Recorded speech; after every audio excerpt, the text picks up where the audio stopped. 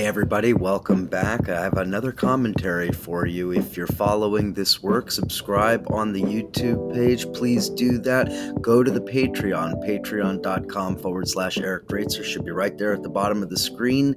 That's where you can find all of the content. $5 a month gives you full access to everything. That includes videos like this, including those that are not appearing on YouTube, as well as audio commentaries, written articles, even some of my poetry work, other things like that. So you can find all kinds of stuff on there, patreon.com/Eric Draitser, probably on the bottom of the screen there. And I would be very grateful. So today I want to talk a little bit about, some of the politics in Lebanon. And really, I want to talk specifically about one key issue, Hezbollah and Hezbollah's relations with some of the other parties in Lebanon. This is to say, the reason I say it at the outset is because I am not going to get into all of the dynamics of Lebanese politics. Lebanon has been in political upheaval for the last 2 years, really. There's a full protest movement, the collapse of a government, of course, the devastating blast explosion earlier this year, which is all part of the very volatile mix that is Lebanese politics. So I can't do all of that in just a few minutes here. There are probably others who are going to be better equipped to give you the insights into that. I'm sure that you could find their work. What I would like to focus on is one particular aspect of the situation in Lebanon, and it has to do with Hezbollah and Hezbollah's alliances with Christians in Lebanon. Remember that Lebanon is a country with a majority Muslim population and a minority of Christians, but the Christians represent a significant proportion of the country, and they represent at least half, probably more, of the political power. And, well, there's historic reasons for that going back to the colonial period that we also don't have time to get into, but basically in the post-Civil War period, remember Lebanon's Civil War of the 1980s, in the post-Civil War period, as was agreed by the final peace agreement, the Christians of Lebanon basically have half of the political power. So that means then that those Christian parties and factions are either aligned with or are aligned against Hezbollah, and obviously, consequently, either aligned with or aligned against the United States, Israel, and the West, broadly speaking. That is one of the many dynamics in the complicated chessboard that is Lebanese politics. But recent news that I wanted to highlight, and this is, I want to give credit to where credit is due. I am working off of an article written by a blogger and analyst who works in the region. His name is Elijah J. Magnier. I'm not super familiar with his work, so you can go ahead and comment there in the video comment section and tell me if this is somebody that you like, somebody that you hate, somebody that you don't know, whatever. Anyway, he has a blog, and the headline, the title for this post that I want to look through in detail, "The U.S. Plan for Weakening Hezbollah, a Civil War, and the Exodus of the Christians." Now, there are some leaps of logic in this article that some might say is conspiratorial thinking. I happen to think that it is a pretty good analysis of the major key players and the major interests involved. But of course, I'm always open to hearing other perspectives, other interpretations. And I would just say at the outset here real quick that I would like to just note the passing of Robert Fisk, who probably more than any other Westerner engaged in these issues. I mean, he quite literally wrote the book on the Lebanese Civil War and all of the different factions and everything that we're going to be talking about here. So rest in peace to Robert Fisk. And let's discuss very quickly some of the key aspects of the story here. So this really centers around Gibran Bassil, who is the leader of the Free Patriotic Movement, the FPM, which is a Christian political organization in Lebanon. Now, Gibran Bassil recently made some very interesting comments, and specifically his comments have to do with Hezbollah and the United States. Now, Hezbollah has very close relationships with some key groups inside of Lebanon. The FPM, the Free Patriotic Movement, is one of them. They're a Christian group with very different ideological orientation than Hezbollah, of course, but they are actually aligned for political expediency. And Hezbollah also has a very close relationship with a Shia group of Amal, which is led by Speaker Nabi Berri. They're actually close to both Hezbollah and have relations with the West, so they kind of straddle that line, as in some ways Basil and the Free Patriotic Movement do too. And again, like I said, I'm definitely not the world's foremost expert on Lebanese politics. If I get something wrong, I'm very happy to hear that from anybody who wants to correct me in the comments. Go to the comments section or go to the Patreon and tell me where I was wrong, and I'm happy to learn more. So anyway, the real crux of this story centers around the message that was delivered to Basil by the U.S. ambassador. I forget her name. I think it was Dorothy Shea was her name. Essentially, I think it was the day after the U.S. elections, and she went to Basil and basically gave him an ultimatum. And the ultimatum is essentially cut relations with Hezbollah or you're going to face the wrath of the United States. Now, what's the United States going to do? I think we all understand. Typically, it's going to be sanctions, economic, carrot and stick, or really economic stick and stick, essentially, as the United States likes to do. So, Basil, being whether you want to say man of integrity or man of political instincts, rejected that deal. He told the United States that he would not be breaking relations with Hezbollah, and as predicted, he is now under sanctions by the United States. So, what does this actually mean? If we think about very obviously, the United States wants to pry away the Christians from Hezbollah. They want to prevent that alliance of convenience from continuing. So from Basil's perspective, the Christians they want a good relationship with the United States, but they also want Israel to have some degree of security. They do not share the Hezbollah position that Israel should cease to exist, that war should be waged against Israel at all costs. This is not their perspective, although they are aligned with Hezbollah. Basil and the Christians support the Saudi King Abdullah's peace plan from years ago now, the peace plan for the Palestine question, and that specifically is the return of Palestinian refugees to Palestine, as well as the return of the Golan Heights to Syria. That is a complicated issue. But yes, the return of the Golan Heights. So that's basically the orientation of the FPM.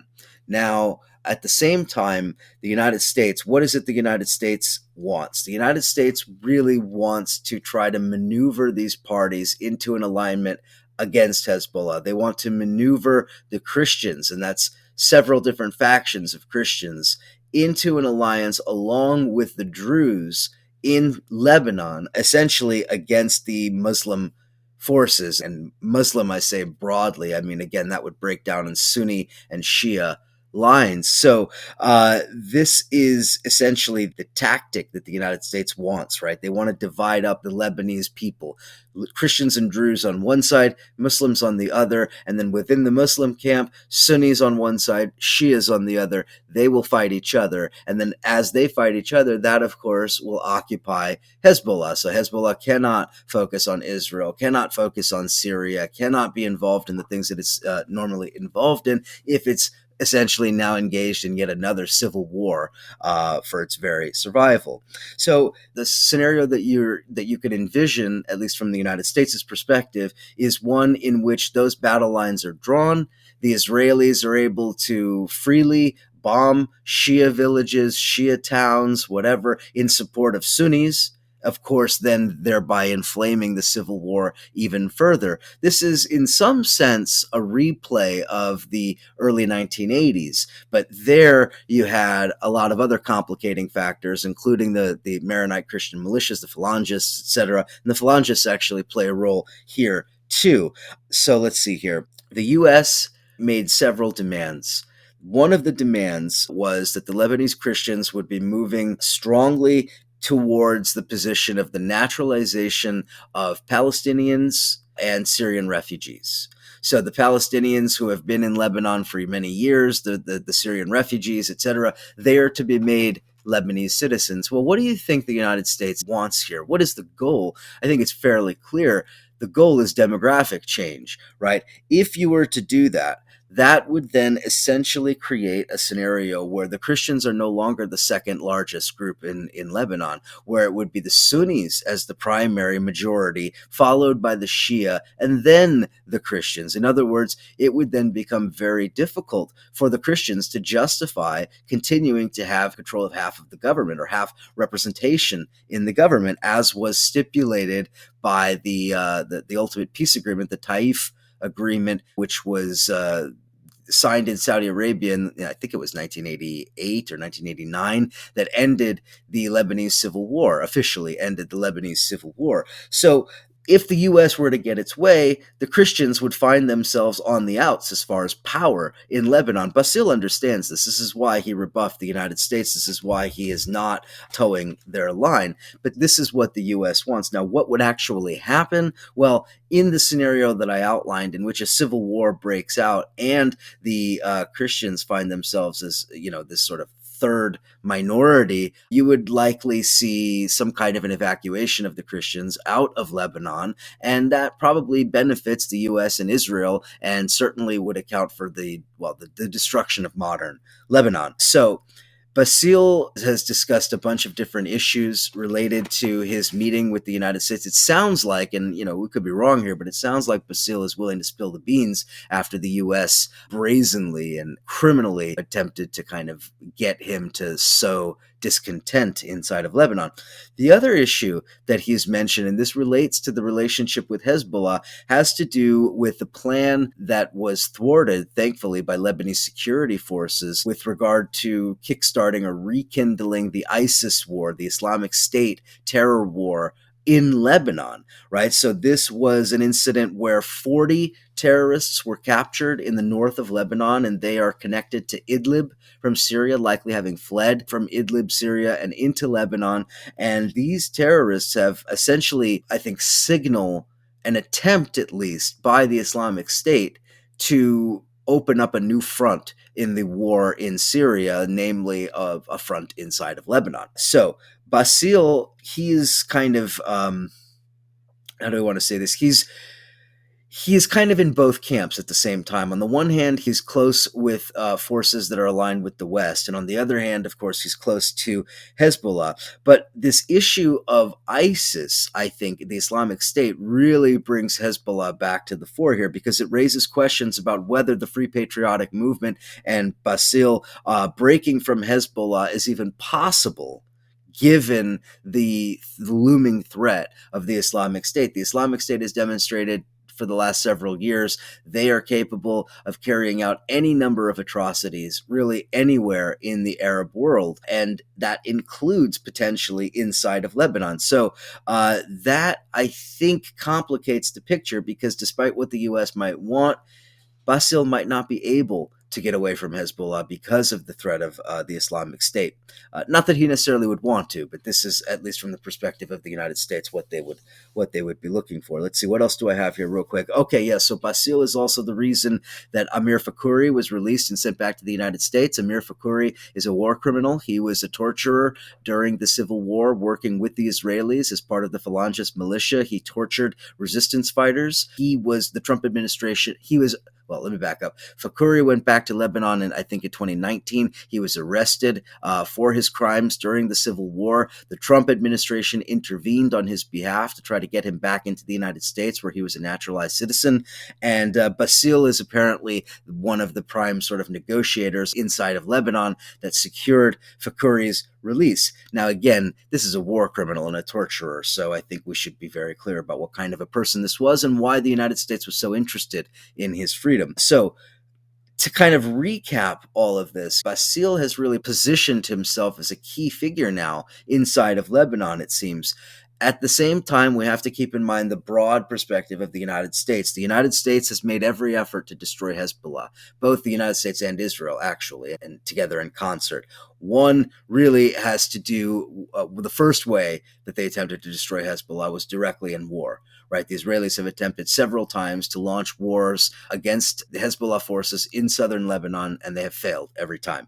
So from there, you can then look at the war in Iraq, of course, and then the destabilization, regime change operation, whatever you want to call it, from the U.S. perspective in Syria. Right, again, attempting to deprive Hezbollah of its connection to its patrons in Iran, thereby sort of breaking this crescent of Shia control and Shia power. That failed as well. Hezbollah has emerged from the war in Syria, maybe not necessarily stronger, but certainly not that weak. So the final point that the U.S. tried to do here was the maximum pressure campaign against Iran. That, of course, has also failed, as Hezbollah has really managed to continue having access to foreign currency and also to Iranian support. So if all three of those have failed, what is the U.S. and Israel left with here? Sounds like civil war. Sounds like a drive towards civil war, particularly in the tinderbox that is Lebanese politics currently. So Bassil seems to want to stay close to Hezbollah, and he's really gaining credibility inside of Lebanon by being sanctioned. So that actually makes this a really complicated factor, because Bassil has actually gained more power from all of this. He has gained power from being sanctioned, and now it makes it even more complicated because his party, the FPM, they are now necessary for a coalition government to be formed. Saad Hariri, representing the minority, cannot form his government without Bassil and the FPM. That puts them in a strong position. That really raises some serious questions about U.S. strategy. Even if a Biden administration succeeds a Trump administration, it is more than likely that we will see the U.S. continuing to drive towards civil war